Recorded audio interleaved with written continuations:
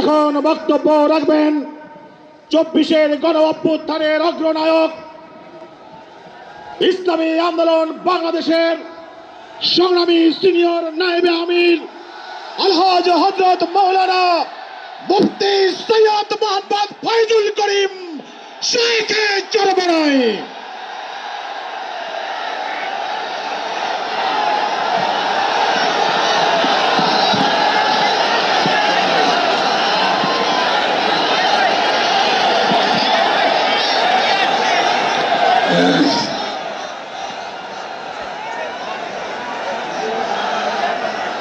আসসালামু আলাইকুম ওয়া রাহমাতুল্লাহি ওয়া বারাকাতুহু। নাহমাদু ওয়া নুসাল্লি আলা রাসূলিল কারীম, আম্মা বাদ। ফাআউযু বিল্লাহি মিনাশ শাইতানির রাজীম। বিসমিল্লাহির রাহমানির রাহিম। ইনিল হুকমু ইল্লা লিল্লাহ। সাদাকাল্লাহুল আলিয়্যুল আযীম। সবাই পড়ি সাল্লাল্লাহু আলাইহি ওয়াসাল্লাম। ইসলামী আন্দোলন বাংলাদেশ কর্তৃক আয়োজিত আজকে মহাসমুদ্রের সম্মানিত সভাপতি আমাদের শেরে তাজ হযরত পীর সাহেব হুজুর চরমনাই দামাত বারকাতুহুল আলিয়া, মঞ্চে উপবিষ্ট জাতির শ্রেষ্ঠ সন্তান শ্রদ্ধাভাজন ওলামায়ে কেরাম, ইসলামী দলের নেতৃবৃন্দ, অন্যান্য দলের নেতৃবৃন্দ, সামনে উপবিষ্ট ইসলাম প্রিয় দেশপ্রেমী ভাইয়েরা আমার, আজকে সম্মেলন কেন? আমরা পিআর সিস্টেমে নির্বাচন চাই, সংখ্যানুপাতিক হারে নির্বাচন চাই। বিএনপি কেন মানছে না? বিএনপি তো দাবি করেছে আমরা জাতীয় সরকার গঠন করব, এটা বিএনপির দাবি। আর জাতীয় সরকার গঠন করার জন্য সবচেয়ে ভালো পদ্ধতি পিআর সিস্টেম নির্বাচন। জাতীয় সরকার সর্বদলের অংশগ্রহণমূলক সরকার, আর সর্বদলের অংশমূলক সরকার গঠন হতে পারে একমাত্র পিআর সিস্টেম নির্বাচনের ভিত্তিতেই। তাহলে কেন বিএনপি মানছে না? কারণটা কি? আমি তো বুঝি না। অবশ্যই বিএনপিকেও পিআর সিস্টেমে নির্বাচন মানা উচিত। সংস্কার চাই। বিএনপি বলছে আমরা সরকার গঠন করে ক্ষমতায় গিয়ে সংস্কার করব। প্রথম প্রশ্ন হলো এই, আগামীতে বিএনপি ক্ষমতায় যাবেন, এই গ্যারান্টি আপনি কে দিয়েছে? আপনি কিভাবে ভেবেছেন যারা 91 থেকে 96 পর্যন্ত ফেল করার কারণে 96 ক্ষমতা আসতে পারে নাই, আবার 2001 থেকে 2005 পর্যন্ত দেশ চালাবার কারণে 2008-এও তারা ক্ষমতা আসতে পারে নাই।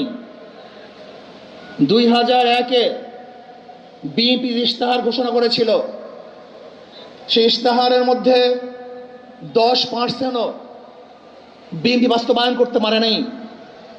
এমনকি 2001-এ বিএনপির ইশতেহারের 1 নম্বর শর্ত তারা পালন করতে পারে নাই। আমি বিশ্বাস করি আগামীতে ক্ষমতায় কে যাবে না না যাবে আমি জানি না, কিন্তু বাংলাদেশের জনগণ কোনো দুর্নীতিবাজ, চাঁদাবাজ, দখলবাজ, খুনিদেরকে আর ক্ষমতায় নিবে না।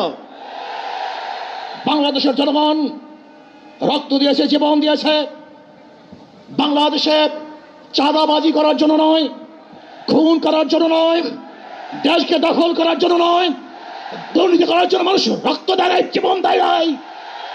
বাংলাদেশের মানুষ জীবন দিয়েছিল, মানুষ মুক্তি পাবে, শান্তি পাবে। আমার গরিব দুঃখী মানুষ ক্ষুধার্ত থাকবে না, বাংলাদেশের একজন মানুষও খোলা আকাশের নিচে থাকবে না, বাংলাদেশের একজন গরিব বস্ত্রহীন থাকবে না, আমার বাংলাদেশের কোনো মানুষ গুম হবে না, খুন হবে না, বাংলাদেশের কোনো ব্যবসায়ীকে চাঁদা দিতে হবে না, বাংলাদেশের প্রত্যেক নাগরিক অধিকার বাস্তবায়ন হবে, তারা শান্তিতে বসবাস করতে পারবে, নির্বিঘ্নে ঘুমাতে পারবে, আমার মা বোনরা ইজ্জত দিয়ে রাস্তায় চলাফেরা করতে পারবে। বাংলাদেশের মসজিদ থাকবে, মাদ্রাসা থাকবে, দাড়ি থাকবে, টুপি থাকবে, দাড়ির উপরে কেউ আক্রমণ করতে পারবে না, টুপিকে ছিনিয়ে কেউ নিতে পারবে না, ইসলামের বাইরে কেউ আইন পাশ করতে পারবে না। এর জন্য জীবন দিয়েছিল, রক্ত দিয়েছিল। দ্বিতীয়বার দাড়ি টানবে, এই দৃশ্য দেখার জন্য মানুষ রক্ত দেয় নাই। মৌলবাদীর বিরুদ্ধে আলোক আঙ্গুল তুলবে, মোল্লা বলে গালি দিবে, আজকে টুপি দাড়িওয়ালাদের ক্ষমতায় যেতে দেবে না, এই স্লোগান শোনার জন্য মানুষ রক্ত দেয় নাই। এই দৃশ্য দেখার জন্য বুকের তাজা রক্ত জমিনে ঢেলে দিয়ে মানুষ শাহাদাত বরণ করে নাই, বরং বাংলাদেশের মানুষ শাহাদাত বরণ করেছিল এই জাতিকে মুক্তি দেওয়ার জন্য, কোরআন ও সুন্নাহর আইন বাস্তবায়ন করার জন্য। বাংলাদেশের মানুষ ওই ভারতের গোলামি করার জন্য রক্ত দেয় নাই। বাংলাদেশের মানুষ ভারত আমাদের দেশে কর্তৃত্ব নেতৃত্ব করবে, আমেরিকা আমাদের দেশে কর্তৃত্ব নেতৃত্ব করবে, এর জন্য বাংলাদেশের মানুষ জীবন দেয় না, রক্ত দেয় নাই। বাংলাদেশের মানুষ সাধন, তারা নিজেরা আইন প্রণয়ন করবে, নিজেরা সংসদ পরিচালিত করবে, তারা নিজেদের পায়ে দাঁড়াবে। বাংলাদেশের মানুষ জীবন দিতে পারে, কিন্তু কার গোলামি করতে পারে না। প্রিয় ভাইয়েরা আমার, আমি বিশ্বাস করি আজকে মঞ্চে যারা আছেন, যদি আমরা মুনাফিকি না করি, মঞ্চে যারা আছে যদি মুনাফিকি না করি, মুখের এবং কাজের কথা যদি একসাথে থাকেন, মুখের সাথে কাজের যদি মিল থাকেন, আমি এই লক্ষ জনতার সামনে কসম করে বলতে পারি আগামীতে ক্ষমতায় যাবে ইসলাম, ক্ষমতায় যাবে ইসলাম, কোনো সন্দেহ নাই।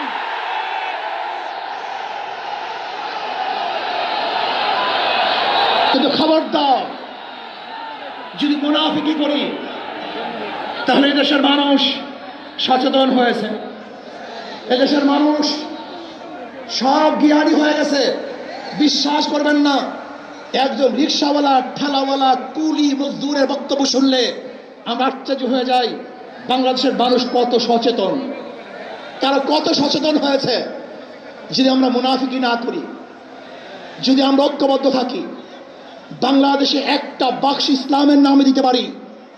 যেরকম আমেরিকা এবং ওই জারস ইসরায়েল ইরানের আক্রমণকারী ভেবেছিল মুহূর্তের মধ্যে নিচ্ছিন্ন করে দিবে, কিন্তু আক্রমণ করার পরে দেখেছে ইরানের গুহার থেকে কোথার থেকে বোম মিজাইল চলে আসছে।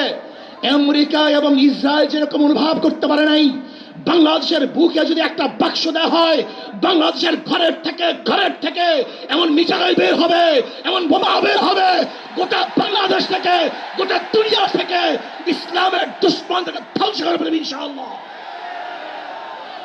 ঐক্য হন, মুনাফিকি করবেন না, একসাথ হন, ঐক্যবদ্ধ হন, এইটা আমার মেসেজ থাকবে।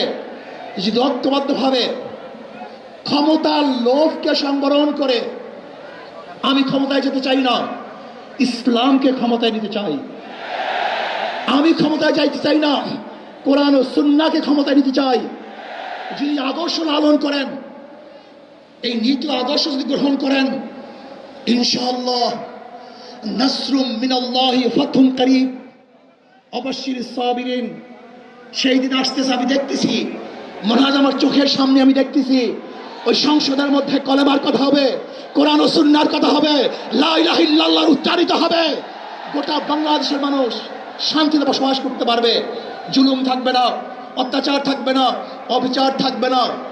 প্রত্যেকটা মানুষের প্রাপ্তি তাদের ঘরে ঘরে পৌঁছানো হবে। আজকে আমার মা বোনেরা মনে করছে ইসলাম ক্ষমতা আসলে আমাদের অবস্থাটা কি হবে। ইসলাম ক্ষমতা আসলে প্রত্যেকটা মা বোনের ন্যায্য অধিকারকে প্রতিষ্ঠিত করা হবে। ইসলাম ক্ষমতা আসলে আগামী 5-10 বছরের মধ্যে সমস্ত গরিবরা দরিদ্র সীমার উপরে চলে যাবে। ইসলাম ক্ষমতা আসলে 28 লক্ষ কোটি টাকা বিদেশে পাচার হবে না, দুর্নীতি থাকবে না, জুলুম থাকবে না, অত্যাচার থাকবে না, নির্বিচার কোনো মানুষ আর খুন হবে না, গুম হবে। ইসলাম ক্ষমতা আসলে শ্রমিকদেরকে তাদের অধিকার আদায়ের জন্য রাস্তায় নামার কোনো প্রয়োজন হবে না। ইসলাম ক্ষমতা আসলে কৃষক, শ্রমিক, মজদুররা তাদের অধিকারকে প্রতিষ্ঠিত করার জন্য ইসলামী সরকার তাদেরকে নিয়ে কমিটি গঠন করে তাদের প্রাপ্তি তাদের কাছে পৌঁছায় দেবে। আসুন, ইসলাম হুকুমাত কায়েম করার জন্য আমরা চেষ্টা করব। আজকে আমাদের এই জনসভায় যশোর থেকে আমার কিছু ভাই আসার সময় তারা অ্যাক্সিডেন্ট হয়ে শাহাদাত বরণ করেছে। আল্লাহ তাদেরকে জান্নাতুল ফেরদাউস দান করেন। আমার অনেক ভাইয়েরা আহত অবস্থায় আছে, আল্লাহ পাক তাদেরকে সুস্থ করে দেন। আসুন, আজকে জনসমুদ্রে আমরা আসছি, আমাদের টাকা নাই, পয়সা নাই, নিজের পয়সা দিয়ে এসছি, নিজের খানা খেয়েছি। এই জাতিকে, এই দলকে, এই কাফেলাকে গোটা দুনিয়ার কোনো প্রশক্তি পরাজয় করতে পারবে না, থামিয়ে রাখতে পারবে না। অবশ্যই ইনশাআল্লাহ আমরা বিজয় হব। আল্লাহ আমাকে এবং সবাইকে ইসলাম হুকুমাত কায়েম করার তৌফিক দান করেন। আমা আলাইনা ইল্লাল বালাগ। আসসালাম।